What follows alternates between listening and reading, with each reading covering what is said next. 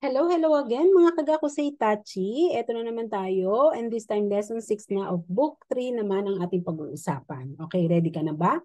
So let's start off with question number 1. Kyo wa doko ni ikimashita ka? Nara ni ikimashita.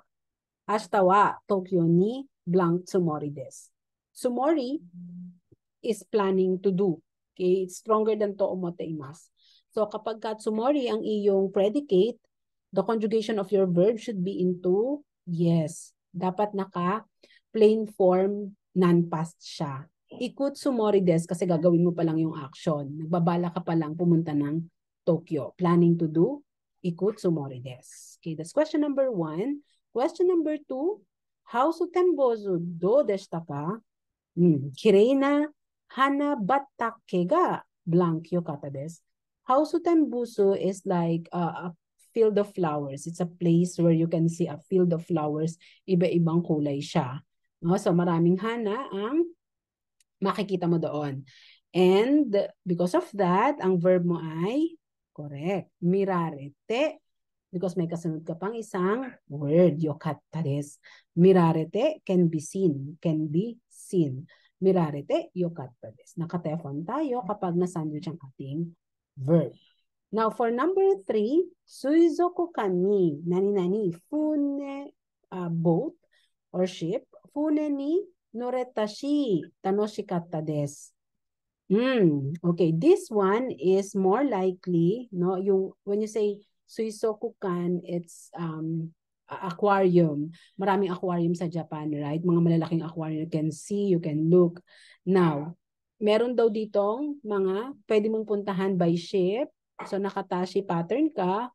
Yes, dapat nakatashi pattern din ang iyong verb. In this case, naka-potential. Ang verb mo, ike. So, naka-e sounding siya. Ike, add tashi.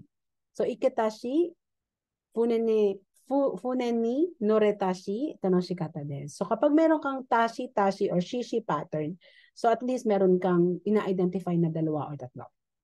Okay? Next, we have demo tsuri ga nani-nani zanen deshita. Demo tsuri is fishing. Hindi pwedeng mag-fishing. So, which one is the proper conjugation for dekimasu? Correct. Dekinakute zanen deshita. Again, naka-te form tayo kapag na-sandwich natin yung verb. Ayan. Dekinakute zanen deshita. Sayang. Hindi siya nakapag-fishing. Okay?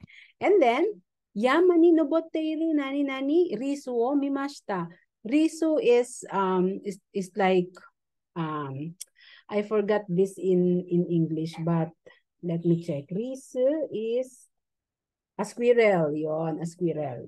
So risu o mimashita. So toki, ayan, when you climb or when you go to Yama or when you do hiking, so you can see a squirrel. Okay, so toki po ito.